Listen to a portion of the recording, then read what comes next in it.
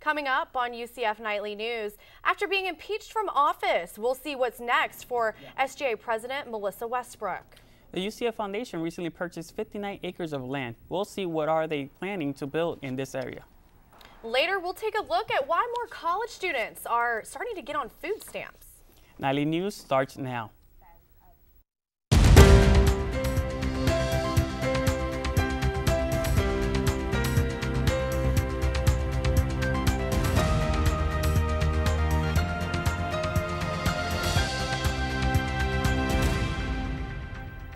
Good afternoon and welcome to Nightly News. I'm Claire Davis. And I'm Winifred Santiago. Today is Friday, February 7th. Last week, Nightly News told you about the impeachment of Student Government Association President Melissa Westbrook. Now Westbrook has a date for her removal hearing, which is the next step in the impeachment process. Westbrook will learn her fate on Thursday, February 20th. Here to explain the impeachment process and how the removal hearing will work is Nightly News reporter Chris Groh. So, Chris, now that a hearing date has been scheduled, what's going to happen in the meantime?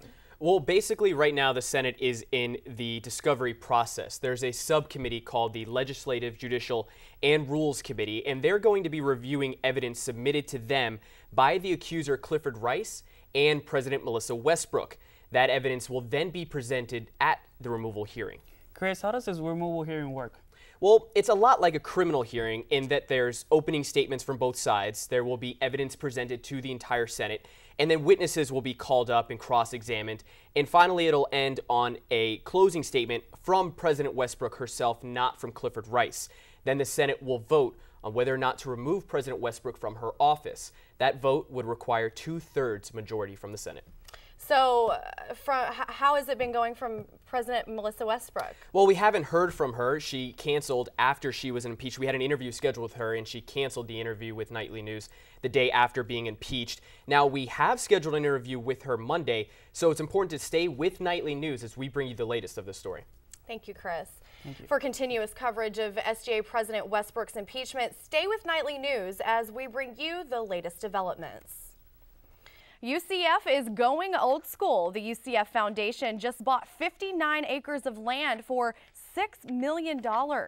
Reporter Marissa Crick tells us what this big purchase means for UCF students. UCF plans to build a retirement community about a mile away from campus, just off Old Lockwood Road and McCulloch. Right now, there are some cows, birds, and other wildlife on the property, as well as residential homes. But UCF plans to build a community for up to 500 retirees.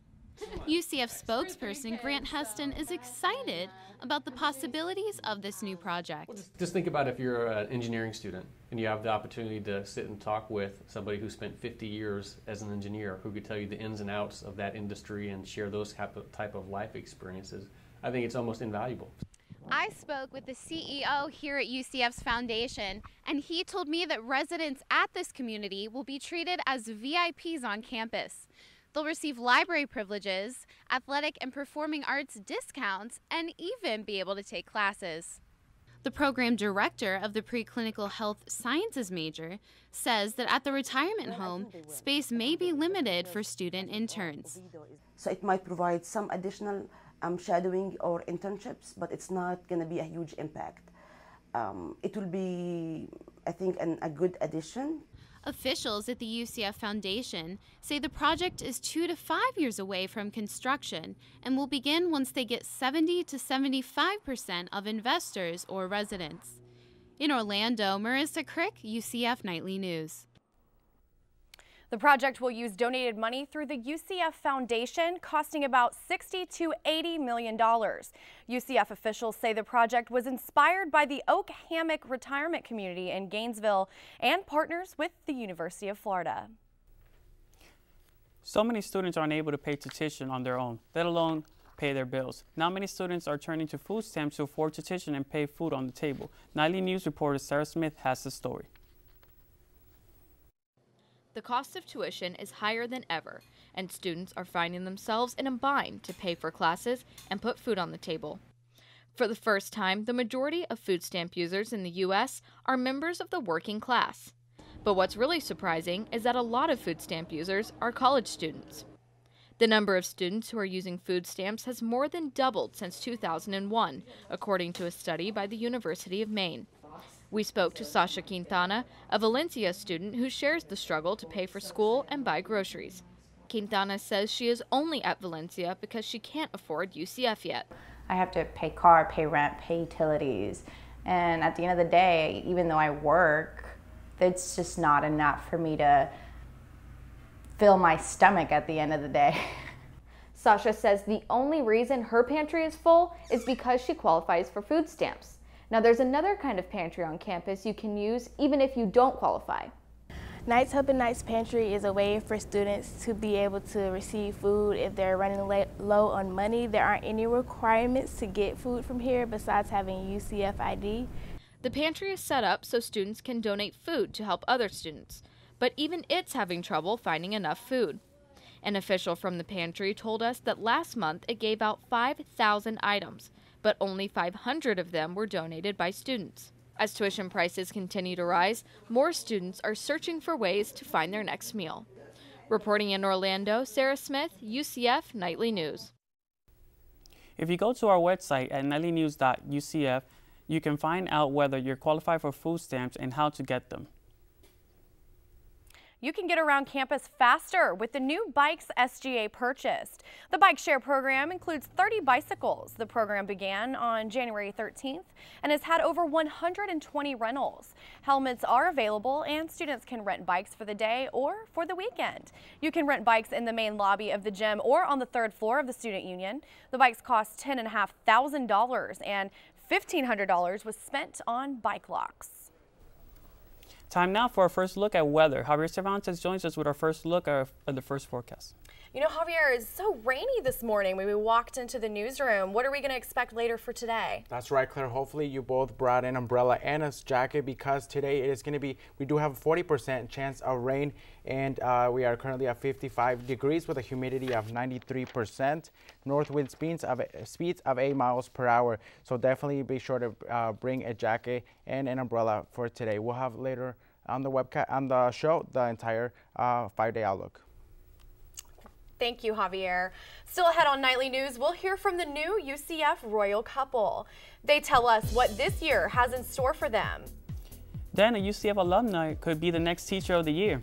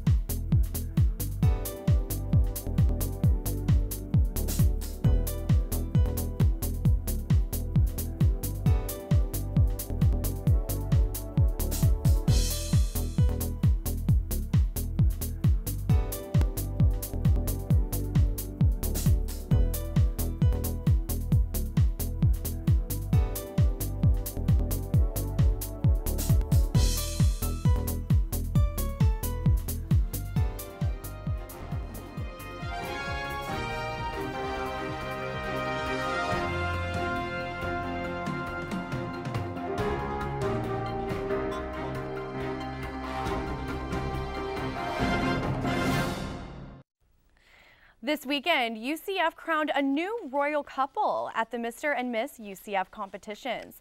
Now that the quest to the throne is over, what exactly do the winners do? Well, Nightly News reporter Emily Arroyo tells us what this year has in store for the new faces of UCF. When rehearsing for Mr. UCF, contestants knew this year would be different. And now both the winners of Mr. and Miss UCF have a year of appearances and charity work to look forward to. Yes, this was the first time that Mr. contestants were required to have a platform. This means representing UCF will be more than wearing tiaras and sashes. Mr. UCF Quinn Zagorek will be using his new position to start his own organization to help kids fight bullying through dance. So it's going to be a lot of me recruiting people to come help me go out to the elementary schools. And of course, using Campus Activities Board, they're going to have my back 100% and really help me form my team. Miss UCF Katie Perez Fernandez plans to take a different direction during her reign. Katie wants to promote environmental awareness and have monthly water bottle recycling drives. After being a resident assistant here at Lake Claire, Katie wants to implement workshops in every housing community to teach students how they can live environmentally friendly while on campus. Both Quinn and Katie will be making regular appearances and will help other charities besides their main platforms. We'll be having a bunch of different appearances at Relay for Life, Nighthon, and different events throughout the year, as well as implementing our platforms into the community. Mr. and Miss UCF will make their first official appearance next week at the Campus Movie Fest. You can follow their journey on their official Facebook page. In Orlando, Emily Arroyo, UCF Nightly News. You can find out more details on Quinn and Katie's charity goals by going to our website, nightlynews.ucf.edu. One UCF graduate could win a different type of competition, Orange County Teacher of the Year. Nancy Dale graduated from UCF with both a bachelor's and a master's degree. Since then, Dale has been working as a teacher, and most recently at Camelot Elementary School in East Orange County. Dale says what she enjoys most about being a teacher is working with kids. UCF college education officials say Dale is one of the many UCF grads who have been nominated in this category. The winner for this year's Orange County Teacher will be announced in an award ceremony on February 26. Executive Director of Communications for UCF's College of Business, Rory Reed, placed 73rd in the top 100 thought leaders in trustworthy business behavior. The organization Trust Across America, Trust Around the World picked Reed because of his work within the business and educational community. The list also included entrepreneurs and CEOs for companies like Starbucks. UCF once again ranked as one of the nation's 150 best valued universities by the Princeton Review. The list was compiled of 75 public and private universities. The ranking is based on academic cost of attendance, faculty to student ratio, and financial aid. UCF came 42nd on the list, with North Carolina Chapel Hill taking the #1 spot. The weather has been beautiful this week. When we come back, Javier Cervantes tells us what to expect for the next few days. We'll also take a look at how counseling could be beneficial for those with unhealthy drinking behaviors.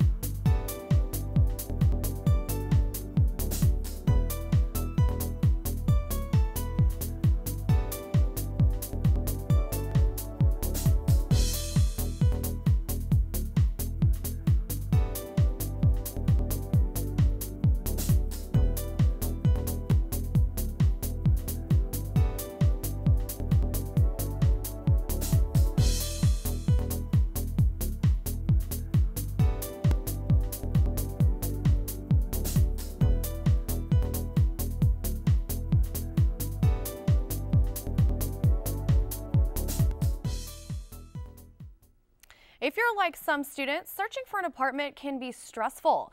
I know it was for me, but one website may make your life a little easier. Creator of the app, Party Tutor, and UCF college graduate Brent Henderson recently created a new website called apartmenttutor.com. According to Henderson, this new website will help students who are looking for a place to live in the UCF community. There's a few other apartment websites out there, but this one is targeted directly towards students. So we're keeping them in mind, making sure that the apartments are places that students would want to live. And so it makes it a lot easier for them to compare and contrast different apartments. Features on the website include rates, distances from UCF, and the amenities the website offers. Henderson says his Party Tutor app has over 50,000 downloads, and he hopes for the same outcome with Apartment Tutor. Apartment Tutor just launched last Thursday, so if you go to knightlynews.ucf.edu, you can find a link to the website. The Centers for Disease Control reports that not enough people, only 1 in 6 adults, talk to their medical professionals about their drinking behavior. Nightly News reporter Alyssa Kelly tells us why it's important to talk to your doctor and get counseling if needed. UCF student Luke Holliday is going through an alcohol counseling program. He says that it's helping him realize that drinking doesn't solve problems. It's just kind of made me realize that, I want to go out for the purpose because I want to go out, because I want to have fun. And there was times I was going out just because I was stressed out or upset. And that's no reason to go out and drink. That's when you should be, talking to somebody. The CDC reports that screening and counseling can reduce the amount a person drinks by 25%, which is especially important for those who binge drink. The CDC defines binge drinking as 4 or more drinks for women and 5 or more for men over a period of 2 to 3 hours. Here at Substance Use Prevention and Intervention Services, students like Luke can come here to get free and anonymous counseling on their alcohol use.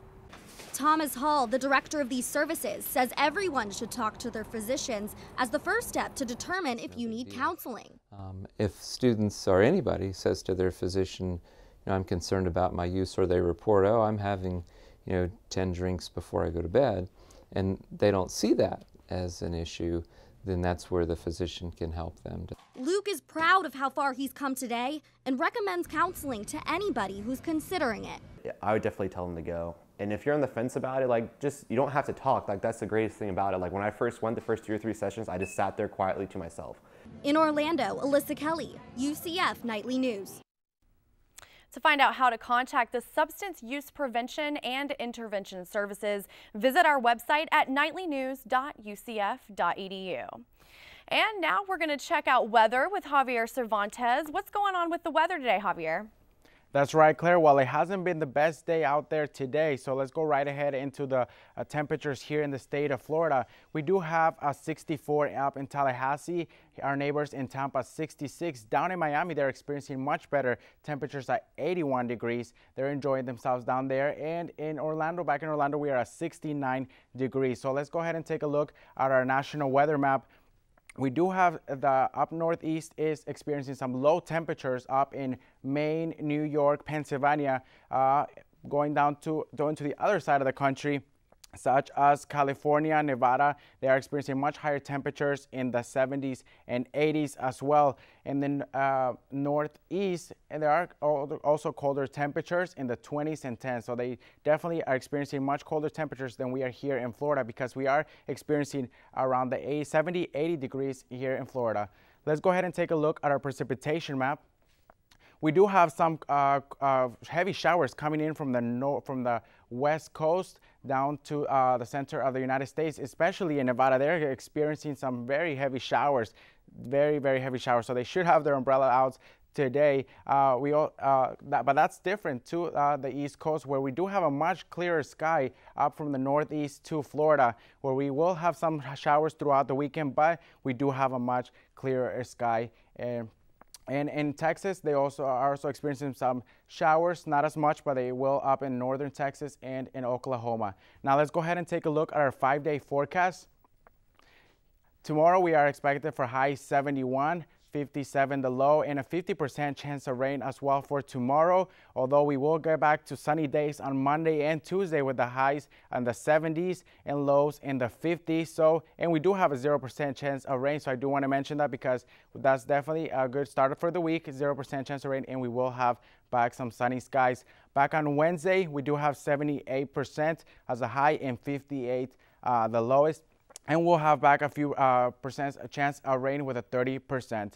That's all the time for weather. Let's go back with you guys at the desk.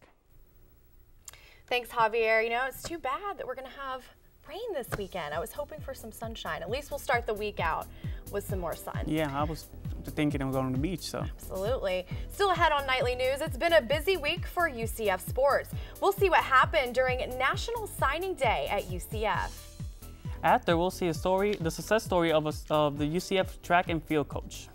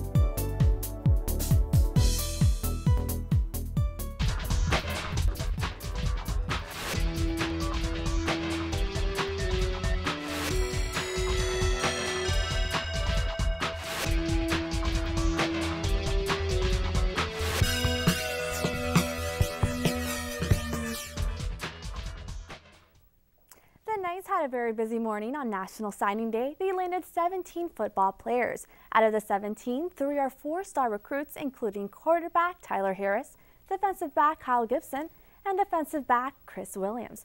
Chris Williams chose UCF over Alabama, and Kyle Gibson chose UCF over Vanderbilt. UCF head football coach George O'Leary says that all these players have range, speed, and meet UCF academic standards. He says he's looking forward to working with them.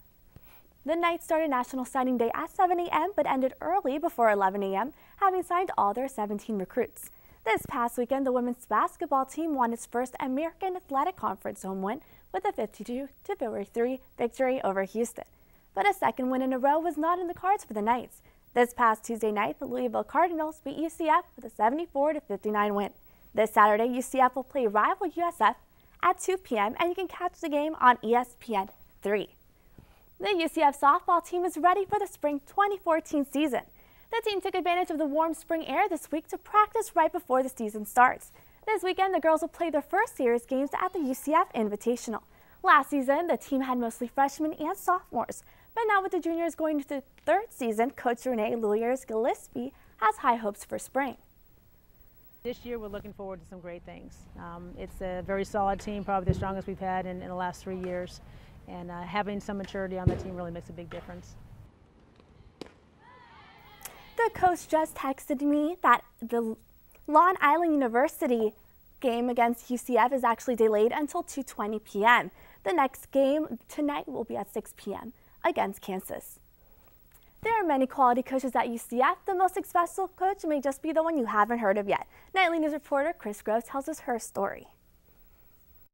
I don't know how it was. I said, me? Are you sure? Yeah, are you kidding me? Yes, you, Jeanette Bolden. Bolden is a member of the Track and Field and Cross Country Coaches Association Hall of Fame. Bolden was hired in June by UCF to coach the women's track and field program. She's the only Hall of Fame coach at UCF. But her story begins in her hometown of Southern California. There she raced collegiately at UCLA. In 1984, Bolden won an Olympic gold in Los Angeles. So naturally, she showed it off to her entire neighborhood. I mentioned in the meeting that I was going to take my medal out and take it to everybody that I knew. And I had people calling me, telling me, Jeanette, you didn't make it to my house yet. You didn't make it to my house yet. So I took my medal around, and my neighborhood was very supportive. So it was just a great feeling. 20 years later, Bolden helped mold over 50 All-Americans and led UCLA to 3 national titles. Then she was invited to make Olympic history. In 2008, Bolden did something that no one has ever done. She became the first ever medal-winning athlete to be named Team USA